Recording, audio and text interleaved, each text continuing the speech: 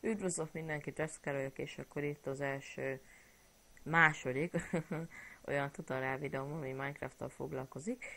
Ez most a Minecraft 1.6.1-nek a letöltése, ami még csak az eredetiseknek jött meg, is szolgál, de törtesennek is már megvan. Kaptok egy linket leírásba, ezt az oldalt, igen, rákattintatok majd oda, hogy loveload, megőrzés, és megnyitjátok majd ezt a...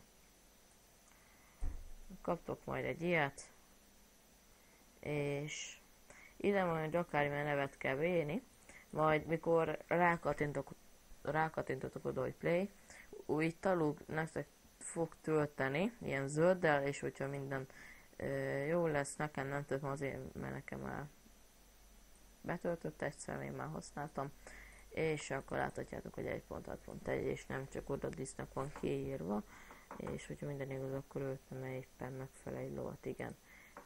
Itt van 1.6.1. Halljál már meg. Na mindegy, szóval köszönöm mindenkinek a figyelmet. Veszker voltam, ha tetszett a videó, akkor iratkozzatok fel és lájkoljátok. Sziasztok!